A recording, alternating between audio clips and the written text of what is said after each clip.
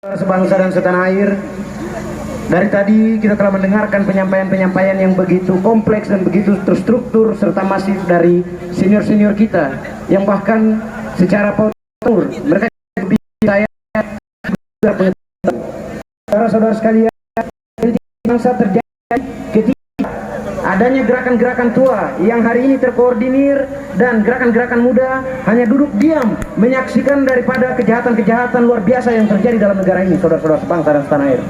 Kejahatan luar biasa tersebut adalah penyalahgunaan hukum, dan seolah-olah ada pihak-pihak yang menggunakan hukum sebagai tameng daripada kekuasaannya. Orang tersebut adalah mantan Presiden Republik Indonesia, saudara-saudara sekalian. Presiden Republik Indonesia mencoba melindungi investor karena adanya hal ini yang menjadi daripada hukum di Indonesia, saudara. Dan saudara-saudara sekalian, untuk perlu diingat bahwa melalui pepatah Belanda ingat sebuah kapan apapun kebohongan berlari secepat kilat, kebenaran akan selalu mendahulunya. Dan kebohongan tersebut adalah Sylvester yang akan segera ditangkap hari ini. Kebenaran-kebenaran tersebut lahir daripada otak-otak, lahir daripada gagasan-gagasan, daripada pemikiran-pemikiran antara kaum muda dan kaum tua. Ingat saudara-saudara sekalian, bangsa Indonesia bisa mendekretkan, memproklamasi kemerdekaannya, itu adalah campuran antara kaum muda dan kaum tua.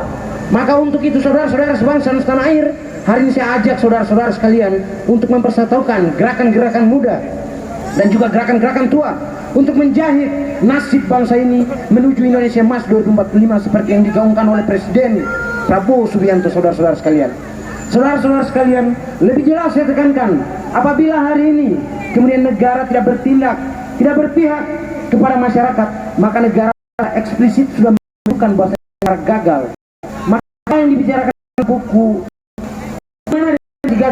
itu pertama kali dipraktikkan di Indonesia, saudara. Merupakan sesuatu yang sangat hina apabila dinilai dari mata internasional, saudara-saudara sekalian. Ketika kita berbicara HAM, negara kita sudah hancur. Ketika kita berbicara masalah sosial, negara kita hancur. Ketika kita bicara masalah ekonomi, lebih-lebih saudara-saudara sekalian. Untuk itu, permasalahan sekelas hukum yang kecil, orang yang sudah jelas-jelas inkrah, yang sudah harusnya ditangkap dan menjadi narapidana, tapi sampai hari ini negara justru mendiamkan kejahatan tersebut.